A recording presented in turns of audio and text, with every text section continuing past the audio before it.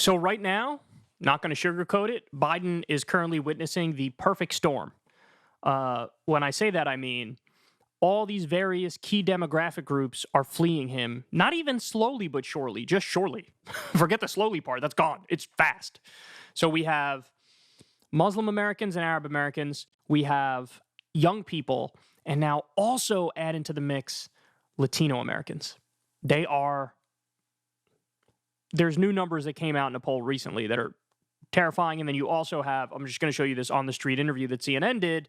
And this is very instructive for what many people in this country are feeling. Watch this. Are you happy with your vote for Joe Biden?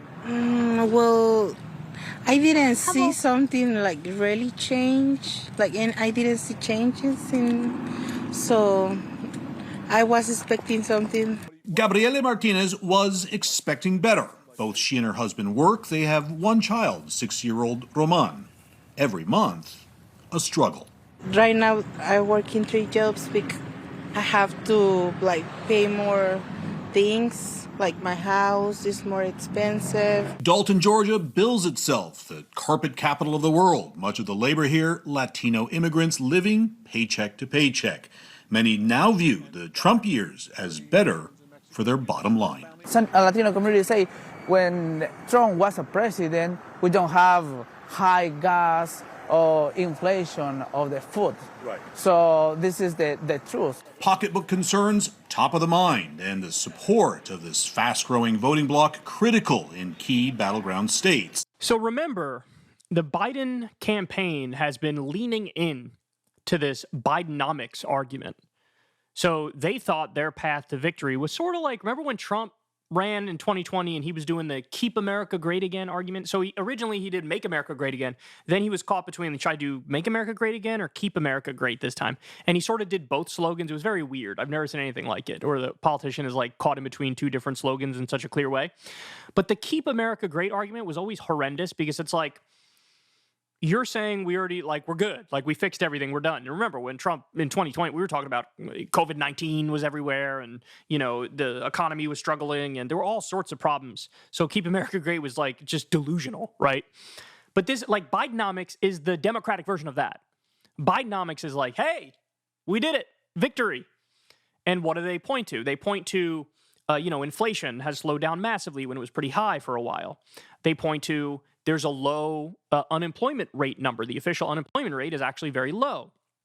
But this is something where there's a disconnect between, hey, look at these numbers on this page versus what people are feeling in their lives.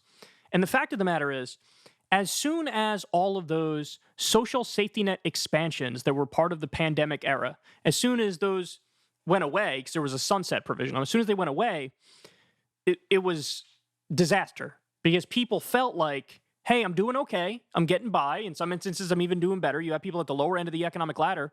For the first time in my lifetime, you saw actually their well-being went up because there was some social safety net protection for them, especially during the pandemic. As soon as all that went away, it was instantaneous. You saw people's feelings about the economy and about Biden in particular. It plummeted.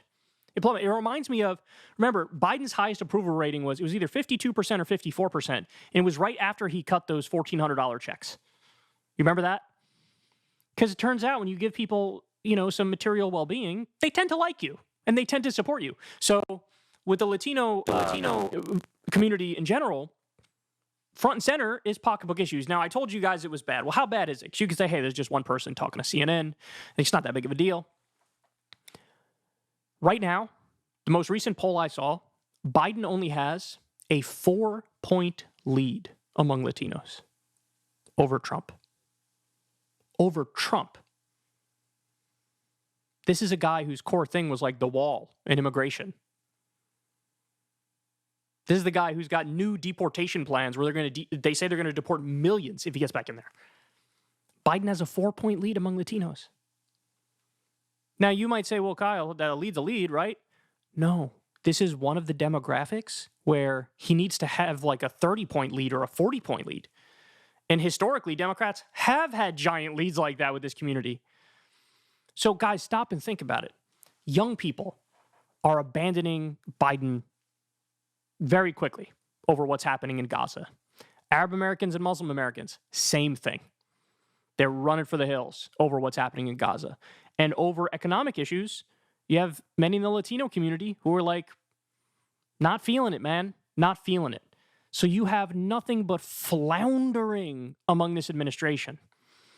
This new chief of staff that Biden has, Jeff Zients, is just absolutely horrible. Who was the old guy? It was Ron Klain. He was certainly more progressive. He's not super lefty, but he was more progressive, and they were trying to do Build Back Better early on in the term. Now, towards the end of the term, it is just the saddest corporate centrist coasting garbage you've ever seen. Like, all that's coming out of Washington these days is just, let's keep supporting Israel as they slaughter civilians. So no material help. Plus that, like, for the love of God, all he would have to do is just cut off the weapons to Israel, allow the UN to sanction Israel. And we're talking simple stuff here.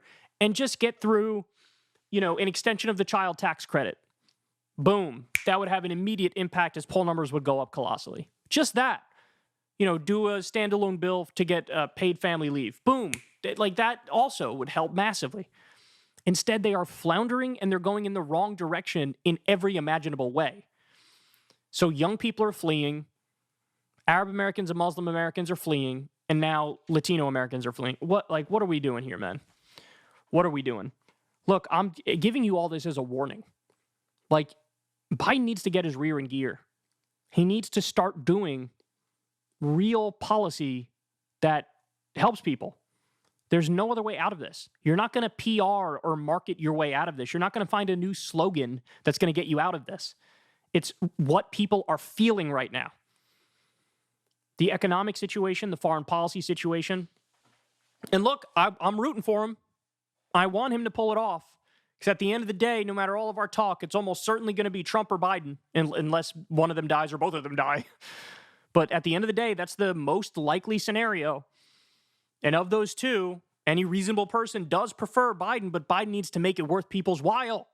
They need to feel like, I'm not just voting for the same old, same old. I'm not just voting to allow Israel to kill massive numbers of civilians and do ethnic cleansing of Gaza. I'm not voting for Biden for him to cut all of the social safety net spending and then brag about how great the economy is doing while people are working. This woman's working 3 jobs. Yet again, unacceptable. He better change course immediately or he's in trouble. Hey, y'all, do me a favor and like and subscribe. It helps out big time in the algorithm. Click the bell as well for notifications when videos drop. And watch that video on screen right now. You know you want to.